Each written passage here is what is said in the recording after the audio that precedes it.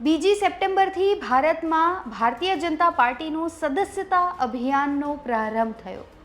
પહેલા દિવસે તો સારા લોકો જોડાયા, પરંતુ ત્યારબાદ એવું લાગ્યું કે હવે ધીરે ધીરે આ સદસ્યતા અભિયાન ગુજરાતમાં ફેલ જઈ રહ્યું હોય, આ અભિયાનનો ફિયાસ્કો થઈ રહ્યો હોય તેવું લાગી રહ્યું છે। આવું એટલા માટે કહી રહ્યા છીએ અમે, કારણ કે પ્રથમ દિવસે રિસ્પોન્સ છે એ ખૂબ જ સારો મળ્યો, પરંતુ ત્યારબાદ લોકો છે એ આ અભિયાનમાં જોડાવાનું બંધ કરતા ગયા, એટલે ઓછા લોકો જોડાઈ રહ્યા છે હવે, જેના કારણે આવું કહેવું પડી રહ્યું છે। અને આવી ચર્ચા પણ વહેતી થઈ છે કે સદસ્યતા અભિયાનનો ફિયાસ્કો થઈ ગયો છે।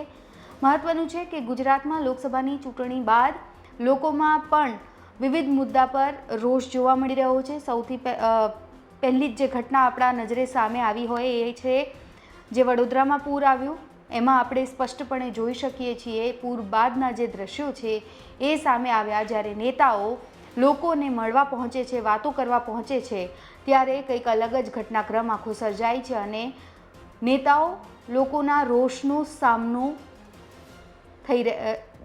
નેતાઓને લોકોના રોષનો સામનો કરવો પડી રહ્યો છે, જેના કારણે હવે એવું લાગી રહ્યું છે કે લોકો આ સદસ્યતા અભિયાનમાં નથી જોડાવા માંગતા। મહત્વનું છે કે એવું પણ કહેવાય રહ્યું છે કે હવે નેતાઓને ટાર્ગેટ પણ આપી દેવામાં આવ્યો છે।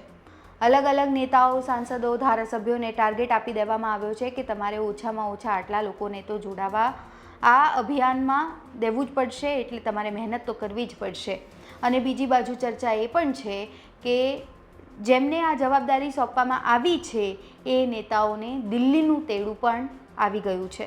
આશરે 10મી તારીખ છે કહેવામાં આવી રહી છે, 10મી સપ્ટેમ્બરના રોજ આ નેતાઓને દિલ્હી બોલાવવામાં આવ્યા છે। લોકો શા માટે ઓછા જોડાઈ રહ્યા છે તેનું વિશ્લેષણ પણ કરવામાં આવશે। જ્યારે બીજી બાજુ એવી ચર્ચા છે કે આ ટાર્ગેટ છે એ ખૂબ જ વધારે રાખ્યો છે અને એટલા માટે આ સદસ્યતા અભિયાનમાં લોકો જોડાવાનું પસંદ નથી પણ કરી રહ્યા।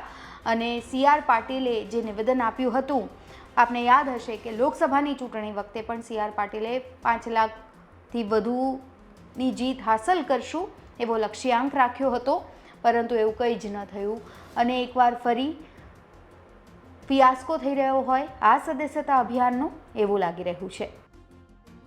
બીજી સપ્ટેમ્બરથી દેશમાં ભાજપના સદસ્યતા અભિયાન 2024નો પ્રારંભ થયો। ભાજપના રાષ્ટ્રીય અધ્યક્ષ JP નડ્ડાએ PM મોદીને પ્રાથમિક પદની સભ્યતા અપાવી અભિયાનનો પ્રારંભ કરાવ્યો।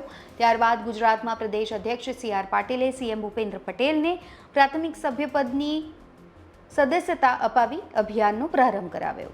ગુજરાતમાં ભાજપે સદસ્યતા અભિયાનની કામગીરી શરૂ કરી, પરંતુ 7 દિવસ સુધી પક્ષમાં નેતાઓની નબળી કામગીરી જોવા મળી રહી છે, જેની નોંધ દિલ્હી ભાજપ હાઈકમાન્ડે લીધી છે અને 10 તારીખે ગુજરાત પ્રદેશના સદસ્યતા અભિયાનના જવાબદાર નેતાઓને દિલ્હીનું તેડું આવ્યું છે।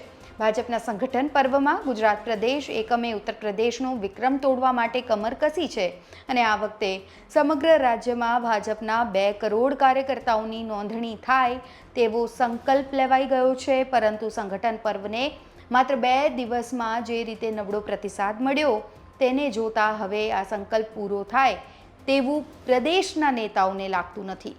આ સહયોગમાં પ્રદેશ નેતાગીરીએ તમામ નેતાઓના હોદ્દેદારોના ટાર્ગેટ વધારી દીધા છે અને અગાઉ સૌથી જુનિયર હોદ્દેદારને ઓછામાં ઓછા 100 સભ્યો નોંધવા માટે કહેવાયું હતું, તેને બદલે હવે આ ટાર્ગેટ 2 ગણો વધારીને ઓછામાં ઓછા 200 સભ્યોની નોંધણી કરાવવા માટેનો થઈ ગયો છે। દિલ્હીનું તેડું આવતા જ ગુજરાત ભાજપના સદસ્યતા અભિયાનના સંયોજક KC પટેલ નાયક ફિલ્મની જેમ એક્શન મોડમાં આવી ગયા છે અને એક જ દિવસમાં જાણે 1 કરોડ સદસ્ય બનાવવાના હોય તેમ એક ફોર્મ સાથે 2 પેજનું પત્ર લખીને સાંસદો, ધારાસભ્યો, કોર્પોરેટર, જિલ્લા અને તાલુકા પંચાયતના સભ્યોને સમય સીમા સાથે ટાર્ગેટ સોંપી દીધો છે। ગુજરાતમાં ધીમી ગતિથી સદસ્યતા અભિયાનને લઈ ભાજપનું કેન્દ્ર નેતૃત્વ એક્શન મોડમાં છે। ભાજપના નેતાઓ અભિયાનને લઈ ગંભીર નથી લાગી રહ્યા। કેન્દ્ર નેતૃત્વ દ્વારા તમામ રાજ્યોના પ્રદેશ પ્રમુખ, રાજ્યમાં અભિયાનના સંયોજક અને 2 પ્રદેશ મહામંત્રીઓને 10મી સપ્ટેમ્બરના દિલ્હી ખાતે બોલાવવામાં આવ્યા છે। જેમાં 3 સપ્ટેમ્બરથી 9 સપ્ટેમ્બર સુધીમાં સદસ્યતા અભિયાનને લઈ કરેલી કામગીરીનો ડેટા છે એ મંગાવવામાં આવ્યો છે. કેન્દ્રીય નેતૃત્વ ડેટાના આધારે કયા રાજ્યમાં કેવા પ્રકારની કામગીરી ચાલી રહી છે તેનું રિવ્યૂ કરશે. દિલ્હીના કેન્દ્રીય નેતૃત્વને વાલા થવા થઈ ઇન્ચાર્જ દ્વારા આ પ્રકારનું લેટર લખવામાં આવ્યો છે. એક બાજુ ભાજપના સદસ્યતા અભિયાનમાં ગુજરાત ભાજપે પ્રથમ નંબરે આવવા માટે પ્રદેશ પ્રમુખે આહવાન કર્યું છે, પણ ભાજપના પ્રદેશના નેતાઓ આરામના મૂડમાં હોય એવું લાગી રહ્યું છે. જોકે નેતાઓ અંદરો-અંદર એવી ચર્ચા કરી રહ્યા છે કે કોંગ્રેસમાંથી આવેલા નેતાઓ અભિયાનમાં જોરશોરથી કામ કરશે. પ્રદેશ પ્રમુખની સતત ટીકા છતાં ગુજરાત ભાજપમાં હાલ તો રામ ભરોસે સદસ્યતા અભિયાન ચાલી રહ્યું છે. કોને કેટલા સભ્યો બનાવવાનો ટાર્ગેટ આપવામાં આવ્યો છે તેની આપણે વાત કરી લઈએ તો સાંસદોને વ્યક્તિગત 10,000 અને મત વિસ્તારમાં 7 લાખ, ધારાસભ્યોને વ્યક્તિગત 5,000 અને મત વિસ્તારમાં 1 લાખ, કાઉન્સિલરોને 2,000 સભ્યોનો ટાર્ગેટ, જિલ્લા પંચાયતના સભ્યોને 1,000 સભ્યોનો ટાર્ગેટ, તાલુકા પંચાયતના સભ્યોને 500 સભ્યોનો ટાર્ગેટ, નગરપાલિકાના સભ્યોને 500 સભ્યોનો ટાર્ગેટ, પ્રદેશ પદાધિકારીઓને 1,000 સભ્યોનો ટાર્ગેટ, પ્રદેશ મોરચાના પ્રમુખ મહામંત્રીને 1,000 સભ્યોનો ટાર્ગેટ, પ્રદેશ સેલ સંયોજકને 1,000 સભ્યોનો ટાર્ગેટ, શહેરી મંડળ પદાધિકારીઓને 500, પૂર્વ સાંસદોને વ્યક્તિગત 2,000, પૂર્વ ધારાસભ્યોને વ્યક્તિગત 1,000, 2022 વિધાનસભા હારેલા ઉમેદવારોને 2,500 સભ્યોનો ટાર્ગેટ અને પ્રદેશ અને જિલ્લા કક્ષાના સહકારી આગેવાનોને 3,000 સભ્યોનો ટાર્ગેટ આપવામાં આવ્યો છે. તો હવે આ અભિયાન થકી કેટલા સભ્યો જોડાય છે ભારતીય જનતા પાર્ટીમાં એ જોવાનું ખૂબ જ રસપ્રદ રહે છે અને ગુજરાતમાં તો સ્થિતિ શું હોય છે તેના પર સૌ કોઈની નજર છે એ મંડાયેલી છે, કારણ કે ગુજરાત છે એ વડાપ્રધાન નરેન્દ્ર મોદીનું હોમટાઉન છે અને એમાં જ જો આવી નિરસતા જોવા મળે તો પછી આખા દેશની આપણે શું વાત જ કરવી. અત્યારે આ રિપોર્ટમાં બસ આટલું જ. ગુજરાતના તમામ મહત્વના સમાચાર જોવા માટે અને જાણવા માટે આપ જોડાયેલા રહો ગુજરાત તક સાથે. ફરી મળીશું. નમસ્કાર.